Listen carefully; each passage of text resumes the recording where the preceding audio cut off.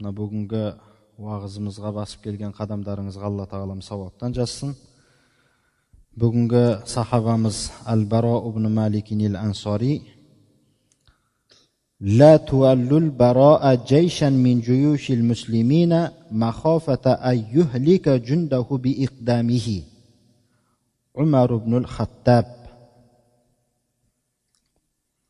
Hazreti Umar ibn Xattab, Hazreti Umar roziyallohu anhu Baro ibn Malik jönünde bulay degen eken: Musulman askerlerinden hiçbir askerge Baro ibn Malik'ti vali qilib qo'ymanglar degan ekan. Ol degani, vali degani shu askerning basında boshqarib jurayotgan adam qilib Baro ibn Malik'ti qo'ymanglar. Ne uchun aytdi buni? Mahofata ayyuhlika jundahu biiqdamihi. Sol askerning basında jurib qizuqandiligimen askerni qirib almasin degan maqsadben qo'rqib Hazreti Umar aytgan ekan: Baro ibn Malik'ti askerning basına qo'ymanglar. Ol jay asker bo'lib so'g'sa bersin mushriklerмен. Sonday qizuqandiligidan hech dengeden qo'rqpaytin sahaba bo'lgan ekan. Қазір ол мына жерде айтады: Kana ash'asa aghbara dha'il al-jismi ma'ruq al-azmi taqtahimuhu aynu ra'ihi thumma tazwaru anhu izviraran. Bu kişinin öz sifati da bir başqacha bastalıptı. Baro ibn Malik şaşı alba julba, şaşı bir şang baskan, denesi elsiz, yeti suyögü yetsiz, yani denesinde yet az, suyögü görünüp durgan, öte arıq degeni koy. Oğan qaragan көз әрең қарар ет дейді. Сонда бір сүйкімсіздеу адам болған деген мағынаны айтып тұр. Қараған адам бірден одан көзін тартып алатындай дәрежедегі адам. Сондай бір көріксіздігін сондай сипаттап жатыр да мына жерде. Шашы алба жұлба, шашы шаң басқан, көрген адамның көзі бірден тайқып кететін. Керісінше сипаттаса айтады ғой: қараса көз тоймайтын деп сипаттап тұрған жоқ. Bu kişiге қараса көз тоятын емес, керісінше қараған көз бірден тайқып кететін адам еді деп сипаттап жатыр. ولكنه مع ذلك قتل 100 من المشركين مبارزة وحده عدا عن الذين قتلهم في غمار المعارك مع المحاربين. Сонысымен қоса, солай бола тұра, бұл жалғыз өзі жекпе-жекте 100 деген мүшриктерді бір өзі өлтірген. Жекпе-жекте бұл жеке-жеке шақырғанда. Анау соғысып жүрген, соғыс майданында өлтірген адамдардан басқа, көпшілікпен соғысып жүргенде қаншама мүшрикті өлтіргеннен бөлек, жекпе-жекке шыққанда сол денесімен, сол әлсіздігімен кішкентай ғана бола тұра 100 деген мүшриктерді жер жастандырған адам дейді бұл. Innahul kamiyul basilul miqdamul ladhi kataba al-Faruq bi sha'nihi ila ummalihi fil afaq alla yuwalluhu ala jayshin min juyushil muslimina khawfan min an yuhlikahum bi iqdamihi. Albatta bu Baro ibn Malik batır, palvan, алдыңғы шепте жүретін сондай бір адам болды. Ол жөнінде Hazreti Umar roziyallohu anhu атрафтардағы өзінің әкімдеріне, өзінің вәлилеріне хат жіберген еді. Сендер анау Baro ibn Malik'ті әскердің басына қойып қоймаңдар. Өйткені мен қорқамын, ол әскердің басында жүріп, артындағы әскерлердің барлығын қырып қояды ма деп қорқамын деген хатты жіберген сипаттағы адам еді дейді. Innahul Baro ibn Malik al-Ansari axu Anas ibn Malik xadimi Rasulillahi sallallahu alayhi wa sallam. Бұл қазір біз айтып жатқан адам бұл Baro ibn Malik еді. Anas ibn Malik roziyallohu anhu'дың туған ағасы. Пайғамбарымыз саллаллаху алейхи ва салламның 10 жасынан бастап қызметінде болған Анас ибн Маликтің ағасы еді бұл. Баро ибн Малик, Анас ибн Малик. وَلَوْ رُحْتُ أستقصي لك أخبار بطولات البراء بن مالك لطال الكلام وضاق المقام لذا رأيت أن أعرض لك قصة واحدة من قصص بطولاته وهي تنبيك عما عداها. Егер мен толық санап берсем, Баро ибн Малик разияллаху анхудың батырлығының хабарын толық бірме-бір санап беретін болсам, сөз ұзақ болып кетер еді дейді. Мына кітапты жазып отырған мұсанниф. Және ол бұл мақам, бұл тұрысымыз, бұл жазуымыз ол мақамды сыйдырмас еді. Сол үшін мен саған бір ғана қиссаны мен айтып берейін, оның батырлығы жөнінде, қалған оның батырлықтарынан да осы қиссаның өзі хабар беріп тұрады дейді. Оның қандай батыр болғандығы, қандай керемет сахаба болғандығы жөніндегі оның бір ғана қиссасын айтып берейін, қалғандары, яғни қалған оның батырлығы жөніндегі оқиғаларына осы бір ғана қиссаның өзі хабар беріп тұрады дейді. Табдау хадихил қиссату музу саатил ула ливафати набиил карими саллаллаху алейхи ва саллама ва илтихақихи бир рафиқил а'ла حيث طفقت قبائل العرب تخرج من دين الله أفواجا كما دخلت في هذا الدين أفواجا حتى لم يبقى على الإسلام إلا أهل مكة والمدينة والطائف وجماعة متفرقة هنا وهناك ممن ثبت الله قلوبهم على الإيمان. Бұл Баро ибн Маликтің қиссасы Пайғамбарымыз саллаллаху алейхи ва салламның бұл дүниеден өткеннен кейін-ақ басталады. Өйткені арабтың қабилалары Пайғамбарымыз саллаллаху алейхи ва саллам дүниеден өткеннен кейін діннен топ-топ болып шыға бастады. Тура Пайғамбарымыз саллаллаху алейхи ва саллам дінді алып келген кезде қалай топ-топ болып дінге кірген болса, солай топ-топ болып Пайғамбарымыз дүниеден өткеннен кейін діннен шыға бастады. Міне Пайғамбарымыз саллаллаху алейхи ва салламның бақытты замандағы, Пайғамбарымыздың заманының бақытты заман екендігінің бір белгісі, Пайғамбарымыз дүниеден өтіп-ақ бірден арабтар көп қабилалары діннен шыға бастады. Жалған пайғамбарлар шыға бастады сол кезде. Исламда тек қана Меккенің, Мединенің, Тойфтың әхілдері ғана исламда қалды. Және әр жерлерде ажыраған жамағаттар, Алла тағала олардың жүректерін исламға мекем етіп қойған адамдар ғана ислам дінінде қала бастады. Қалғандардың жүрегінде имандары әлсіздері діннен топ-топ болып шыға бастаған кез еді. Бұл Баро ибн Маликтің қиссасының басталатын тұсын айтып жатыр.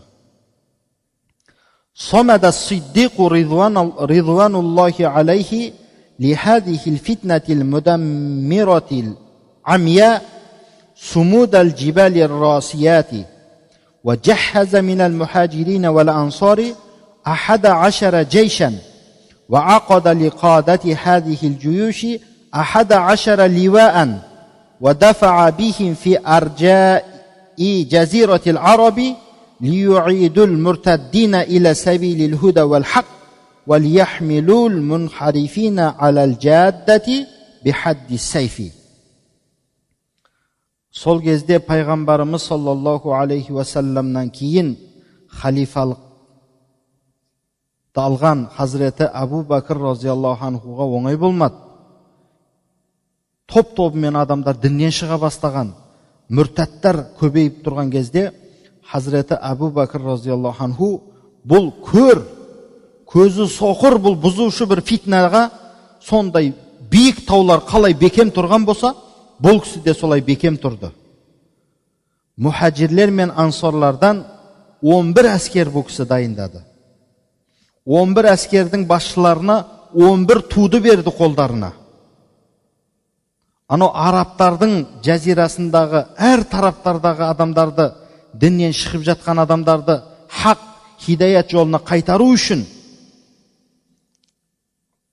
dinнен шыққандарды қылыштың жүзімен хақ дінге қайтару үшін, егер хақты сөзбен қабылдаса ол дұрыс, қабылдамаса пайғамбарымыз саллаллаху алейхи уассалам қайым қылып кеткен осы дінімізді қылыштың өткірлігімен, қылыштың жүзімен болса да қайтару үшін 11 әскер дайындап, 11 әскердің басшыларына 11 ту берді. Біздің де ата-бабаларымыз осы ұлан байтақ жерімізді найзаның ұшымен, білектің күшімен қорғап қалды. Оңайдан оңай біз осындай бір бақытқа жете қойған жоқпыз. Қазір кімнің қол астында жүрер едік, оны бір Алла білер еді. Жоқ, біздің де сол жүрегіміздегі ата-бабаларымыздың иманы, сол ата-бабаларымыздың намысы осынша ұлан байтақ жерді алып қалды. Міне сахабалардан келе жатқан ол бір еліне, жеріне, отанына, дініне деген сүйіспеншіліктің бір белгісі. وكان أقوى المرتدين بأسا وأكثرهم عددا بنو حنيفة أصحاب مسيلمة الكذاب فقد اجتمع لمسيلمة من قومه وحلفائهم 40,000 من أشداء المحاربين. Сол кездегі діннен шығушылардың ең зияны жағынан күштірегі, сан жағынан көбірегі Бану Ханифа деген тайпа еді. Ол Мүсәйләмәтул Кәззабтың адамдары болған, туыстары болған, қабилалары болған. Білесіздер ғой, тарихта Мүсәйләмәтул Кәззаб деген жалғаншы пайғамбар шыққан. Өзім пайғамбармын деп жалған өзді ат айтып тұр ғой, Мүсәйләмәтул Кәззаб, жалғаншы Мүсәйләмә дегені ғой. Міне соның айналасына жиналған қауымның саны оған жаңағыдай құрамдас болған адамдардың саны 40 мыңға жететін еді. Соғыс тәсілін керемет меңгерген мықты әскерлерден жиналған 40 мың адам тек қана бір ғана Мүсәйләмәтул Кәззабтың жанына жиналды. О кезде әрине адамдардың саны бұншалықты қазіргі Араб жазирасындағы адамдардың санындай көп уақыт емес. 40 мың адам деген ол өте көп адам. وكان أكثر هؤلاء قد اتبعوه عصبية له لا إيمانا به فقد كان بعضهم يقول أشهد أن مسيلمة كذاب ومحمدا صادق لكن كذب ربيعة أحب إلينا من صادق مضر. Мына сөзді қараңыз. Сол Мүсәйләмәтул Кәззабқа ілескендердің көбірегі оған иман келтіріп емес, оған туған туыстық жөнінен, туған туыстықты ортаға қойып тұрып, оның артынан ілесіп кетті. Оның пайғамбар емес екендігінде, оның жалғаншы екендігінде біле тұрып, жоқ, бұл біздің туысымыз ғой. Біз бір қабиланың, бір ұрудың адамдарымыз бір деп. Әлі де бар ғой ол нәрсе. Олардың кейбіреулері былай айтатын еді дейді. Мен куәлік беремін. Әлбетте Мүсәйләмә ол Кәззаб, Мұхаммад ол садық, шыншыл екендігіне куәлік беремін. Бірақ Рабианың жалғаншысы жақсырақ маған Мұзордың шыншылынан деп айтады екен. Мұзор пайғамбарымыздың қабиласы. Рабиа Мүсәйләмәтул Кәззабтың қабиласы. Мына сөзді қараңыз. Бірақ Рабианың жалғаншысы анау Мұзордың шыншылынан бізге жақсырақ деп, туған туыстықпен ананың артынан соқырлықпен еріп кетті. Мүсәйләмәнің артынан. 40 мың сондай адамы болды оның. Әрине кейбіреулері шында да кейбір надандар оны шында пайғамбар шығып қалды ма деп те ілескен болуы мүмкін. Бірақ көбірегі дейді, туысқандықты, ұрықтықты ортаға қойып тұрып, оның артынан ілесті. حزم مسيلمة أول جيش خرج إليه من جيوش المسلمين بقيادة عكرمة بن أبي جهل ورده على أعقابه. من Hazreti Abu Bakr radhiyallahu anhu жіберген әскерлердің біреуінің басында Икримат ibn Abi Jahl Өзі Абу Жахил иманға келмей кеткен адам, пайғамбарымыз саллаллаху алейхи ва салламның ағалары. Сөйте тұра иманға келмей кеткен адам, бірақ оның баласы Икрима мықты сахабалардан болды. Сол Икрима ибн Абу Жахил бастаған әскердің Мусайламатул Каззабтың әскері шегіндірді. Күшті болды өйткені оның әскері.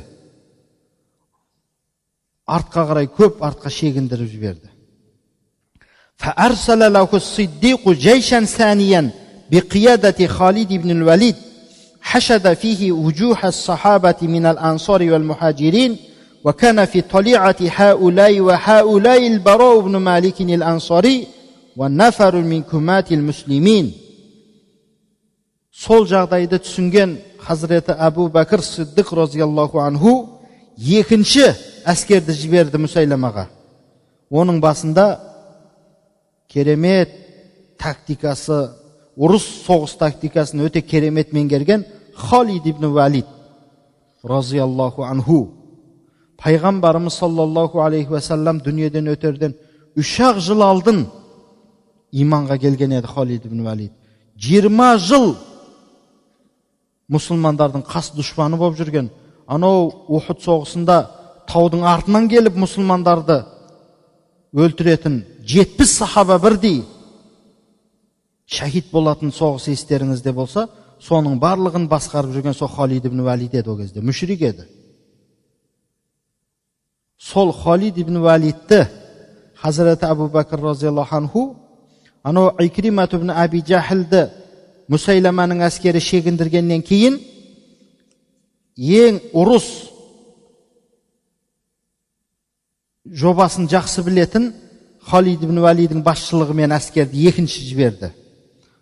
Ол жерде аңсарлар мен мұхажирлерден жиналған бетке ұстар сахабаларды қосып жіберді.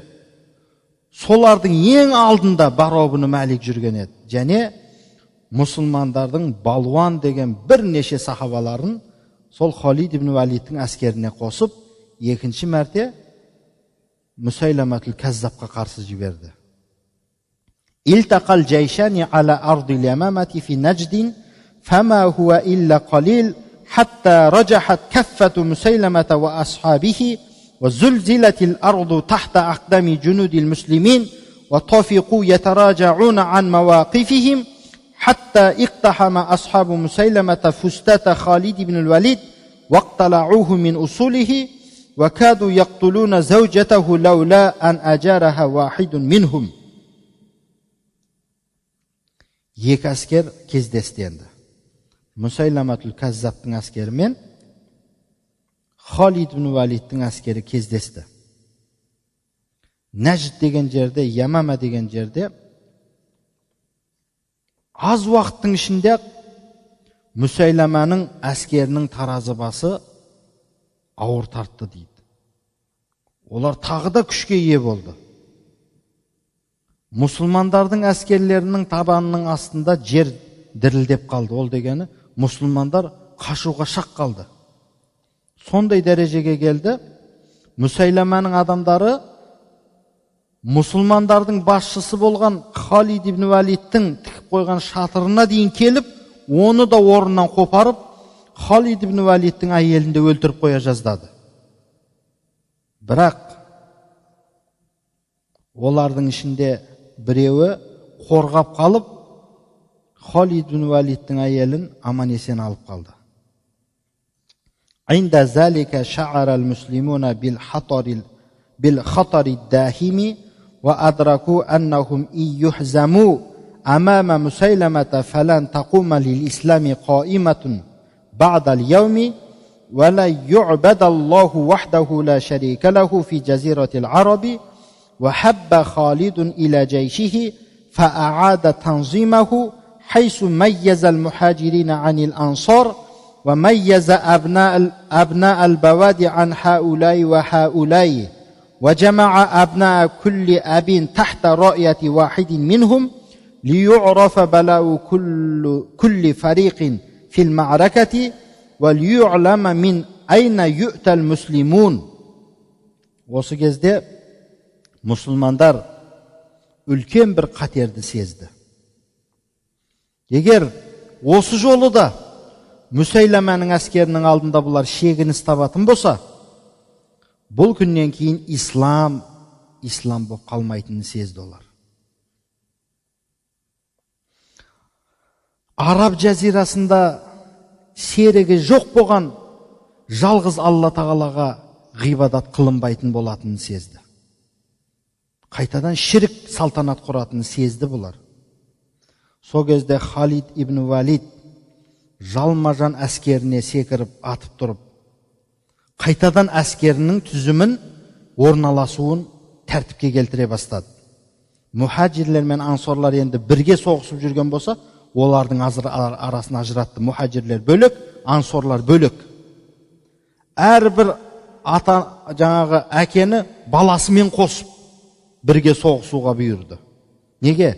Өйткені оларға келіп жатқан қатерді бірдей сезінсін деп, бір-біріне жанашырлықтары күшті болғандығы үшін солай қайтадан ұрыс. Енді бұл Халид ибн Валид 20 жыл бойы мұсылмандарға қарсы соғысқан, соғыстың әбден тактикасын керемет меңгерген адам, осы жерде солай бір соғыстың сапта тұрудың тәртібін өзгертіп көрді. Өйткені Мүсәйләмәнің әскері тағы да басым түсіп келе жатыр. Мұсылмандар шегінуге шақ-шақ қалып жатыр. Не істеу керек ондайда? وَدَارَتْ بَيْنَ الْفَرِيقَيْنِ رَحَ مَعْرَكَةٍ ضَرُوسٍ لَمْ تَعْرِفْ حُرُوبُ الْمُسْلِمِينَ لَهَا نَظِيرًا مِنْ قَبْلُ وَثَبَتَ قَوْمُ مُسَيْلَمَةَ فِي سَاحَةِ الْوَغَاءِ ثَبَتَ الْجِبَالِ الرَّاسِيَاتِ وَلَمْ يَأْبَهُ لِكَثْرَةِ مَا أَصَابَهُم مِنَ الْقَتْلِ وَأَبْدَى الْمُسْلِمُونَ مِنْ خَوَارِقِ الْبُطُولَاتِ مَا لَوْ جُمِعَ لَكَانَ مَلْحَمَةً مِنْ رَوَائِعِ الْمَلَاحِمِ. Екі әскердің арасындағы соғыс оты қыза бастады. Бұндай соғысқа ұқсаған соғысты мұсылмандардың әскері еш уақытта көрмеген еді. Пайғамбарымыз саллаллаху алейхи уассаламның кезінде мүшриктерді дінге қайтару үшін, дінге шақыру үшін қаншама Бәдір соғысы, Ухуд соғысы, қаншама соғыстар болған болса, тура осы мүртәд Мүсәйләмәтул Кәззабпен соғысқанда Ямама жеріндегідей соғысты мұсылмандардың әскері бұрын соңды көрмеген, ұқсасы жоқ, теңі жоқ үлкен бір соғыс болды. Мүсәйләмәтул Кәззабтың қауымы соғыс майданында тура тау сияқты қимылдамай бекем тұрып алды. Өліп жатқан әскеріне де мән бермеді. Көп қой, өйткені 40 мың. Өлген әскерінің көптігіне де мән бермеді. Бірақ мұсылмандар да сол соғыста бір әдеттен тыс батырлықты көрсетті. Егер соны біз кітап қылып жазатын болсақ, керемет бір соғыснама кітабы болып шығатын еді дейді. Сол бір соғыстың өзі. فَهَذَا ثَابِتُ بْنُ قَيْسٍ حامل لواء الأنصار يتحنط ويتكفن ويحفر لنفسه حفرة في الأرض فينزل فيها إلى نصف ساقيه ويبقى ثابتا في موقفه يجالد عن راية قومه حتى خر سريعا شهيدا. Енді қараңыз мына жағдайды. Мынау Сәбит ибн Қайс деген сахаба.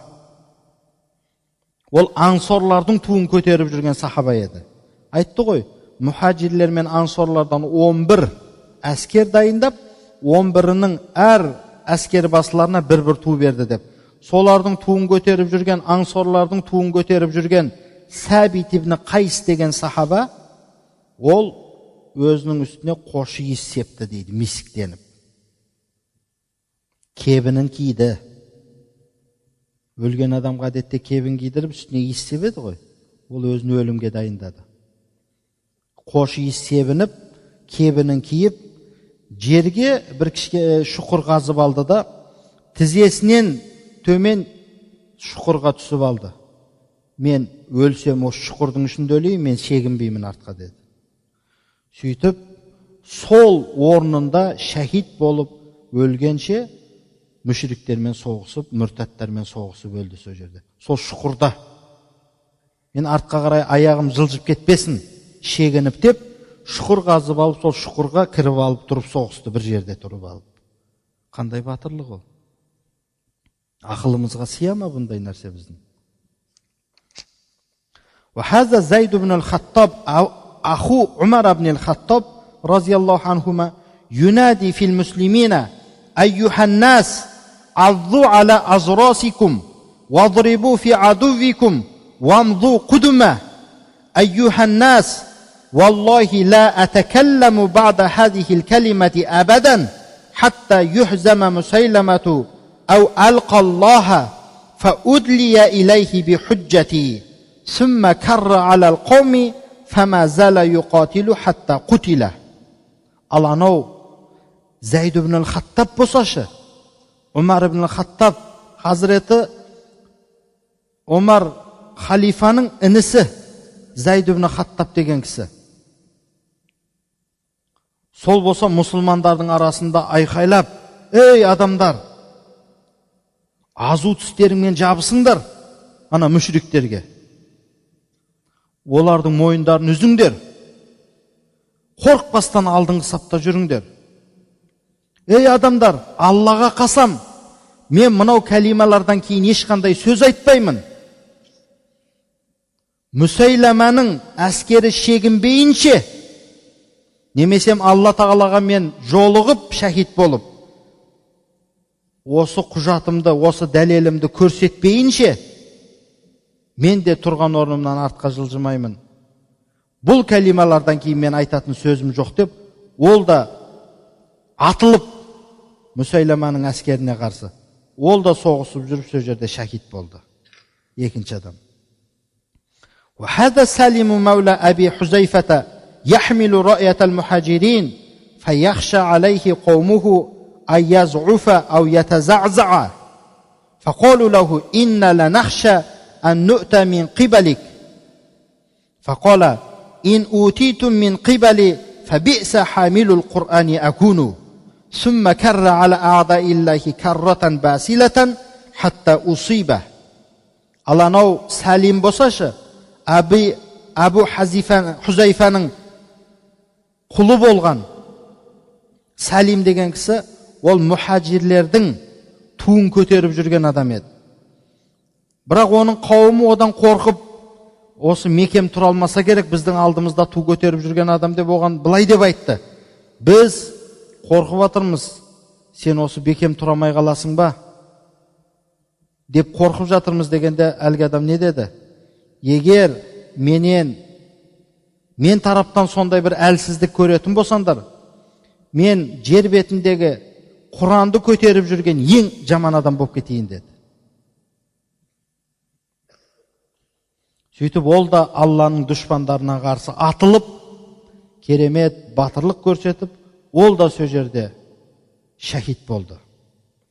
ولكن بطولات هؤلاء جميعا تتضاءل أمام بطولات البراء بن المالك رضي الله عنه وعنهم أجمعين. Бірақ осы айтып жатқан адамдардың барлығының батырлығы Бара ибн Малик разияллаху анхудың батырлығының алдында түкке тұрмайды дейді. Ол не істеді енді? Қандай батырлық болуы мүмкін? Соған келейік енді. ذلك أن خالدا حين رأى وتيس المعركة يحمى ويشتد التفت إلى البراء بن مالك وقال إليهم يا فتى الأنصار فالتفت البراء إلى قومه وقال يا معشر الأنصار لا يفكرن أحد منكم بالرجوع إلى المدينة فلا مدينة لكم بعد اليوم وإنما هو الله وحده ثم الجنة. Халид разияллаху анху ұрыстың оты қызған уақытта туранау нан жабатын тандыр сияқты, ватис деп өзі тандырды айтады екен. Ұрыстың оты, ұрыстың қызуы сол тандыр сияқты қызған уақытта Бара ибн Маликке қарап айтты дейді. Ей ансорлардың жігіті, бұл енді ансори ғой Мединедегі. Ей ансорлардың жігіті, ей ансори жігіт. Анау адамдарға қарай бір нәрсе айтқын дегені ғой енді. Сол кезде Баро ибн Малик өзінің қауымына бұрылып тұрып айтты дейді. Ей ансорлар, ей ансорлардың жамағаты, сендердің біреуің де Мединеге қайтып қайтамын деген нәрсені ойыңа да алмағын деді. Бүгіндік күннен кейін бізге Медине жоқ, тек қана Алланың алдына барамыз, кейін жәннатқа барамыз деді. Мединеге қайтам деп ойламай-ақ қойыңдар. Өлеміз о жерде. Алланың алдына барамыз, кейін жәннатқа барамыз деген оймен соғысыңдар деді. ثم حمل على المشركين وحملوا معه وانبر يشق الصفوف ويعمل السيف في رقاب أعداء الله حتى زلزلت أقدام مسيلمة وأصحابه فلجأوا إلى الحديقة التي عرفت في التاريخ بعد ذلك باسم حديقة الموت لكثرة من قتل فيها في ذلك اليوم. Кейін сол сөзді айтып тұрып, мұсылман Баро ибн Малик Мусайлиматул Каззабтың, яғни дұшпандарына қарай атылып, оларға қарсы саптарды бұзып, оңды солды қылышпен сермеп, Мусайлиманың әскерін шегіндірді бұл, қасындағы өзінің әскерімен бірге. Олар қашып, бір бақшаның ішіне қарай тығылды. Тарихта ол бақшаны сол күннен бастап Хадиқатул Маут, өлім бақшасы деп аталып кетті сол бақша. Не үшін? Сол күні сол бақшаның ішінде өлтірілген адамдардың көптігі соншалық, сол бақша өзі бір ол хадиқа еді, бір бақша еді. Сол күні Мусайлиматул Каззаб пен мұсылмандардың арасында болған соғыстағы адамдардың өлтірілген адамдардың санының көптігі соншалық Хадиқатул Маут, өлім бақшасы деп аталды дейді сол. Енді сол жерге барып Мусайлиматул Каззаб өзінің әскерімен тығылып, сол жерге енді пана іздеді сол жерден. Енді қараңыз, бұл омен тоқтамайды. Канат Хадиқатул Маути хадихи рахбатал арджаи самиқатал джудран فأغلق مسيلمة والآلاف المؤلفة من جنده عليهم أبوابها وتحصنوا بعالي جدرانها وجعلوا يمطرون المسلمين بنبالهم من داخلها فتتساقط عليهم تساقط المطر. عند ذلك تقدم مغوار المسلمين الباصل البراء بن مالك وقال: يا قوم ضعوني على ترس وارفعوا الترس على الرماح ثم اقذفوني إلى الحديقة قريبا من بابها فإما أن استشهد وإما أن أفتح لكم الباب. Сол Хадиқатул Мауттың айналасы кең, дуалдары биік, сондай мекен еді. Секіріп өте салатын оп-оңай жер емес еді. Есігін мықтап жауып алып, Мусайлиматул Каззаб өзінің мыңдаған әскерімен анау дуалдың биік төбелеріне шығып алып, мұсылмандарға оқты қарша борататын еді. Тура бір жаңбыр жауғандай қылып оқ борататын еді төбеден тұрып алып. Сол кезде батыр мұсылмандардың қорықпас батыры Баро ибн Малик былай деді: ей қауым деді, сендер мен анау қалқанға қойыңдар деді. Қалқан бар ғой, адам ұстап жүретін домалақ. Сол қалқан, мен өзі кішкентай ғана адам ғой, мен ана қалқанға отырғызыңдар. Сөйтіндерді ол қалқанның астынан найзалармен көтеріңдер де, мен ана бақшаның ішіне қарай атып жеріңдер деді. Есікке жақын жерден атыңдар мен деді. Я мен барып сол жерде шахид болып өлейін, я сендерге есікті ашайын деді. Мыңдаған адамның арасына мен лақтырыңдар деп атыр да. Кішкентай ғана адам. وفي لمح البصر جلس البراء بن مالك على ترس فقد كان ضئيل الجسم نحله ورفعته عشرات الرماح فألقته في حديقة الموت بين الآلاف المؤلفة من جند مسيلمة فنزل عليهم نزول الصاعقة وما زال يجادلهم أمام باب الحديقة ويعمل في رقابهم السيف حتى قتل 10 منهم وفتح الباب وبه 89 جراحة من بين رمية بسهم أو ضربة بسيف.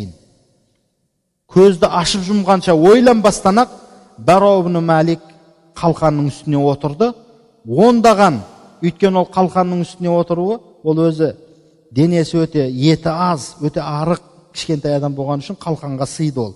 Оны ондаған римах найза көтеріп, мыңдаған Мүсәйләманың әскерінің ішіне атып жіберді, арқарай бақшаның ішіне, дуалдан асырып. Тура бір найзағай жарқ еткендей болып аналардың арасына түсті. Бір өзі мыңдаған адамның ішінде соғысып, қылышын оңды солды сермеп жүріп, ондаған мүшриктерді сол жерде өлтіріп, есікті ақыры ашты. Сол кезде дейді, Баро ибн Маликтің денесінде 80 неше жарақат бар еді дейді. Биза деп 3 пен 9-дың арасындағы санды айтады екен. Биза ва самануна дегені 80 неше, 85 ба ол, 86 ма, 88 ба, 80-нен астам денесінде жарақат бар еді. Ол қылыштан жарақаттанған, немесе садақ оғынан жарақаттанған. فَتَدَفَّقَ الْمُسْلِمُونَ عَلَى حَدِيقَةِ الْمَوْتِ مِنْ حِيطَانِهَا وَأَبْوَابِهَا وَأَعْمَلُوا السُّيُوفَ فِي رِقَابِ المرتدين الذين بجدرانها حتى قتلوا منهم قريبا من 20,000 ووصلوا إلى مسيلمة فأردوه صريعا. Мұсылмандар енді есік ашылғаннан кейін құйылып бақшаның ішіне кіріп, оның дуалдарының төбесінде отырған ол есіктің қасындағы Мүсәйләманың әскерлерін қырды. Сол күні дейді 20 мыңға жуық Мүсәйләманың әскерін өлтірді сол бақшаның ішінде. Мүсәйләматул Кәззаптың өзін де өлтірді соның ішінде. حمل البراء بن مالك إلى رحله ليداوى فيه وأقام عليه خالد بن الوليد شهرا يعالجه من جراحه حتى أذن الله له بالشفاء وكتب لجند المسلمين على يده النصر. Енді Баро ибн Малик 80-нен астам жерден жарақаттанған, оны енді мұсылмандардың шатырына алып келіп емдей бастады. Bir ay Халид ибн Валидтің өзі басында тұрды емдеп. Алла тағала оған шифаны нәсіп еткен екен дейді. Шахид болып кетпеді сол жерде. Жазылды. Алла тағала мұсылмандарға соның қолымен жеңісті нәсіп етті. ظل البراء بن مالك الأنصاري يتوق إلى الشهادة التي فتته يوم حديقة الموت. Бірақ Баро ибн Малик сол өлім бақшасында болған, жоғалтып алған шахидтікті аңсап соған ентіліп жүрді дейді. Неге өлмей қалдым деп уайымдап жүрді бұл дейді. Сол күні неге шахид болмадым мен деп дейді. وطفق يخوض المعارك واحدة بعد أخرى شوقا إلى تحقيق أمنيته الكبرى وحنينا إلى اللحاق بالنبي الكريم صلى الله عليه وسلم حتى كان يوم فتح تستر من بلاد فارس فقد تحصن الفرس في إحدى القلاع الممردة فحاصرهم المسلمون وأحاطوا بهم إحاطة السوار بالمعصم. Сол өзінің үлкен арманын ақиқатқа шығару үшін сағынышпен бір соғыстан екінші соғысқа бұл асығып тұратын еді Баро ибн Малик. Ана Хадиқатул Маутта мен шахид боламай қалдым ғой деп бір соғыстан кейін екінші соғысқа асығып тұратын еді. Және пайғамбарымыз саллаллаху алейхи уассаламға жолығуды да сағынды ол. Сөйтіп жүріп Түстар деген күнде келді. Түстар деген тарихта үлкен бір қамалдың төбесінде тұрып мүшриктер мұсылмандарға, қазір мына жақта айтатын болам, үлкен бір соғыс болған. Сол Түстар күні де келді. Парсылардың қалаларынан болған Түстар деген үлкен бір қала, ол қалаға кіретін жер жоқ. Мына жақта біз әлі келеміз. Мус'аб ибн Умайр деген кісінің тарихында да келеді ол. Түстар қамалы. Парсылар сол үлкен қамалға бекініп алды. Мұсылмандар оларды орап, қоршап, тура қолды білезік қалай орап тұратын болса, мұсылмандар да сол қамалды солай орап тұрып алды. فَلَمَّا طَالَ الْحِسَارُ وَاشْتَدَّ الْبَلَاءُ عَلَى الْفُرْسِ جَعَلُوا يُدَلُّونَ مِنْ فَوْقِ أَسْوَارِ الْقَلْعَةِ سَلَاسِلَ مِنْ حَدِيدٍ عُلِّقَتْ بِهَا كَلَالِيبُ مِنْ فُلَازٍ حُمِّيَتْ بِالنَّارِ حَتَّى غَدَتْ أَشَدَّ تَوَهُّجًا مِنَ الْجَمْرِ فَكَانَتْ تَنْشَبُ في أجساد المسلمين وتعلق بها فيرفعونهم إليهم إما موت وإما على وشك الموت. Енді қоршау ұзақ уақыт болғаннан кейін парсылар қинала бастады. Енді олар мұсылмандардың төбесінен темірден болған ілгектерді, болаттарды, яғни болаттан құйылған бір шеңгелдерді отқа қыздырып, мұсылмандардың төбесінен тастай бастады енді. Оның қызуы жанып тұрған шоқтан да қатты ыстық еді. Ол келіп мұсылмандардың денелеріне ілінсе, оны жоғары қарай көтеріп алып кетер еді, я өледі, я өлуге шақ қалады. Енді өзіңіз ойлаңыз, өте биіктен ауыр шеңгел, ауыр темірлерді, отқа қыздырылған болаттан болған темірлерді салмақпен болып түскеннен кейін, ол бір жеріне қадалады, пәсте тұрған мұсылмандардың. Іліп алып жоғарыға кетсе, ол анық өлді.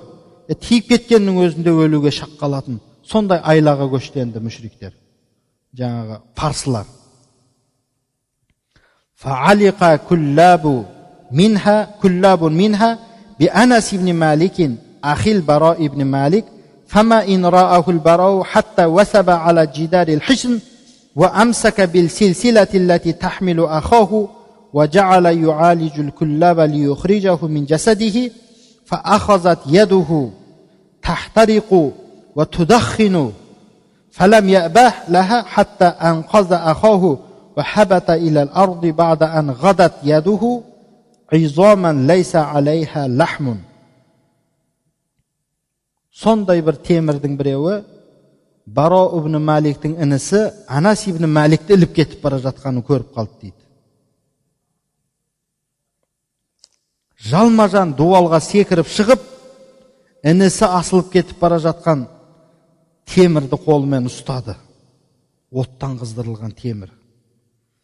Бір нәрсе қылып жаңағы темірге әрекет жасап, інісін құтқарып алу үшін інісіне қадалған темірді інісін содан құтқарып алу үшін барын салды. Ақыры оның қолы күйіп, түтін шығып кетіп бара жатыр. Ақыры інісінде темірден суырып жерге лақтырып, өзі де қолынан түтін шығып жатқанына қараған жоқ, қолының күйіп жатқанына қараған жоқ. Інісін құтқарды да өзі де жерге қарай құлады.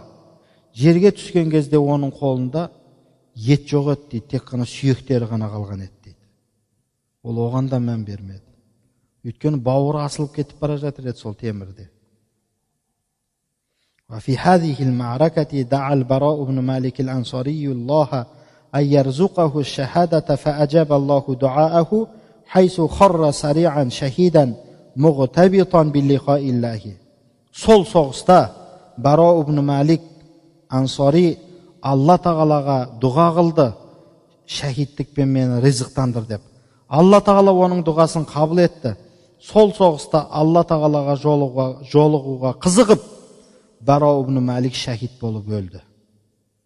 Наззараллаху вajhal Баро ибн Малик фил джаннати ва aqarra aynahu bi suhbati nabiyhi Muhammadin alayhi salatu wassalam ва радия анху ва ардаху. Алла тағала Баро ибн Маликті жәннатта разы қылсын. Алла тағала пайғамбарымыз Мұхаммад алейхиссаламды көріп, пайғамбарымызға жолығып, пайғамбарымызға серік болып, оның көзін қуантсын. Алла тағала одан разы болсын, және Алла оны разы қылсын деп, бұл кісінің де хикаясын тәмамдаған екен осы жерден. Міне, құрметті жамағат, 3 парақ екен бұл. Баро ибн Малик деген сахаба, қандай сахаба болғаны біз білдік. Өзі әлсіз денесі, көріксіз, етсіз болғанымен 100 деген Алла тағаланың дініне қарсы шыққан адамдарды жер жастандырған керемет үлкен батыр сахаба екен. Анау бір хадис бар ғой, мұсылмандардың шариғатта дұрыс саналмаған бір істі көрген адам оны қолымен қайтарсын, қолымен қайтарамаса, сөзбен қайтарсын, сөзбен қайтарамаса, жүрегімен болса да сол істеліп жатқан істің дұрыс емес екендігіне көңілі толмасын дейді. Бұл ең әлсіз мұсылманның ісі дейді. Біз көз алдымызда қаншама шариғатқа сай келмейтін істер болып жатса да, жүрегіміздегі имандарымыздың әлсіздігі соншалық, қайтем оны айтсам мені жек көріп қалады, істесе істей берсін деп кетіп жатады. Бірақ мына кісілердің, сахабалардың өмірін оқып отырып біз Аллаға деген иманның, дінге деген, исламға деген махаббаттың соншалық биік үлгісін көре аламыз. Өзіміздің қаншалықты бір күнәһар, түкке тұрғысыз пенде екенімізді сезінеміз осы жерде. Аты бар да заты жоқ адамдар екеніміз сезінеміз. Әрине бұл дінді бізге пайғамбарымыз саллаллаху алейхи уассаламның сахабаларының сондай қан төгісімен, міне пайғамбарымыз дүниеден өткенде қаншама топ-топ, бір ғана Мүсәйләманың артында 40 мың адам діннен шығып кетті. Бір ғана Мүсәйләманың артында. Сонда Хазіреті Абу Бәкір Сиддиқ разияллаху анху, қойшы не болса о болсын, өзіміз Меккеде, Мединеде, Таифтағы мұсылмандар ғибадаттарын жасай берсін деген жоқ. Жер бетінде ширк атаулын жоқ қылу керек болды.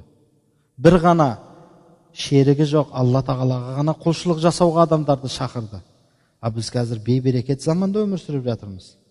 Біздің қаруымыз енді қылыш емес, біздің қаруымыз насихат адамдарға. Ол замандардағыдай қазір мүртәттер жоқ, діннен шығып кетіп жатқан. Мүсәйләма сияқты жалғаншы пайғамбарлардың артынан еріп кетіп жатқан 40 мыңдаған адам жоқ қазір. Құдайға шүкір, елдердің бәрі мұсылман қазір. Біз сондай бір берекелі, сондай бір керемет заманда өмір сүріп жатқан адамдармыз. Бірақ сонымызға қарамай, біз дінге деген жанашырлығымыз өте төмен. Тура Алла тағала біздің үстімізге 5 уақыт намазды бір қинап, мәжбүрлеп біліп қойғандай, содан қайтып құтылсақ, тез-тез соны оқымасақ, ар жағы не болса о болсын деп жүрген адамнан артық емеспіз біз. Миссионерлері бар, басқа бәлелері бар. Барын салып қайтсек осы, кішкентайда болса осы мұсылмандардың арасындағы ауызбірікшілікті айранда үйіп отырған ажыратып қаламыз деп әрекет жасап отыр. Біз ұйықтап жүрміз. Сол бізге лайық па? Біз тынбауымыз керек. Әрбір исі мұсылман,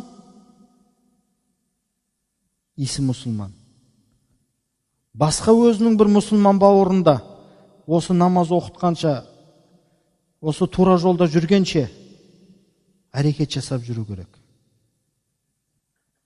Міне осы сахабалардың өмірі біздің имандарымыздың күшеюі үшін асыл дінімізге қандай қорған болу керек екендігін, асыл дінімізді біз қалай көзіміздің қарашығындай сақтау керек екенімізді біздің ойымызға салады егер ойымыздан шығып кеткен болса.